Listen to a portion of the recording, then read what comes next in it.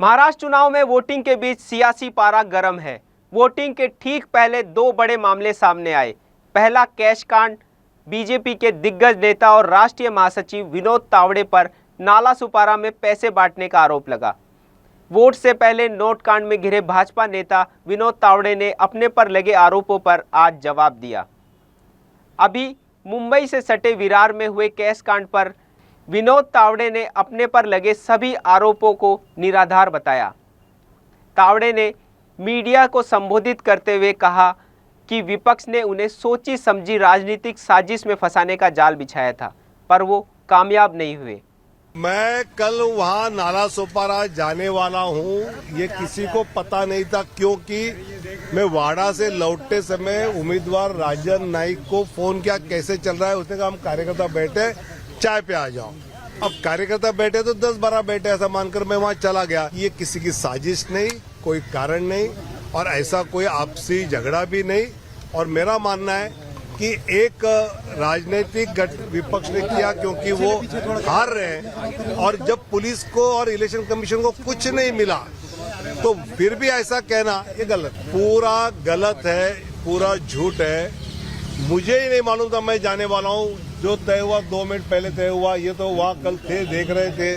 तो मुझे मतलब मेरा आना हुआ बहुत अचानक हुआ कि निकल बोले आ जाओ चाय के लिए। मुझे लगा 10-12 लोग हैं तो मैं अंदर गया और मैंने वहाँ क्या बोला ये रिकॉर्डेड भी है सब जगह, तो कोई दिक्कत नहीं। मला असं वाटतं की ठोस माहिती अधिकृत मिळाल्याशिवाय सुधांशु त्रिवेदी कधीच पत्रकार परिषद करत नाही। हाँ, तावड़े पर लगे आरोपों के बाद भाजपा ने बिटकॉइन का बम फोड़ा। इसमें लपेटे में सुप्रिया सुले और नाना पटोले आ गए। बीजेपी ने बिटकॉइन की हेराफेरी को लेकर बड़ा खुलासा किया।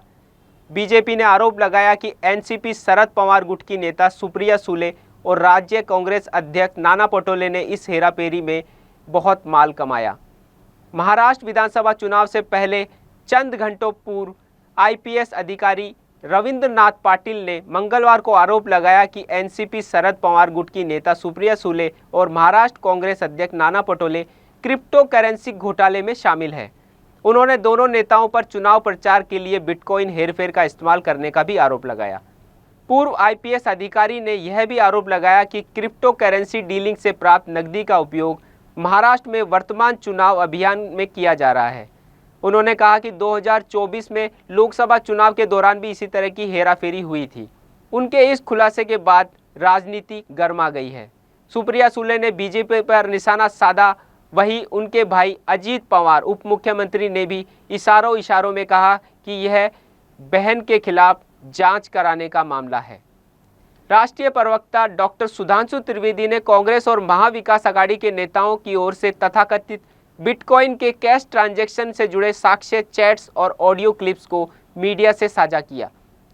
सुप्रिया सुले ने अपने पर लगे आरोपों पर चुप्पी तोड़ते हुए कहा कि सब निराधार है। सुले ने त्रिवेदी को इस मामले में मानहानि का नोटिस भी भेजा है। सुप्रिया ने कहा कि वो इस आरोप पर हर मंच से बहस करने को तैयार हैं। कल मीडिया की तरफ से मुझे ये सब वॉइस रिकॉर्डिंग्स और कुछ भेजा गया।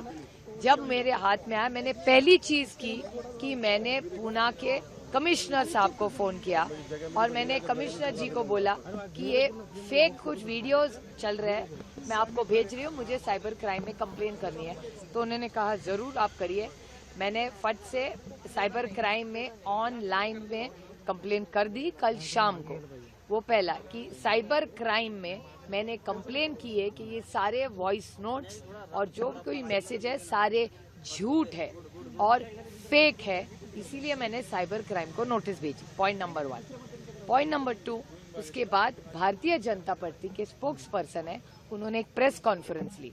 उसके बाद बहुत सारे मीडिया के लोगों ने मुझे फोन किया। मैंने हर एक को कुल मिलाकर महाराष्ट्र में चुनाव के बीच नेताओं के चरित्र ने राजनीति पर सवालिया निशान खड़ा कर दिया है।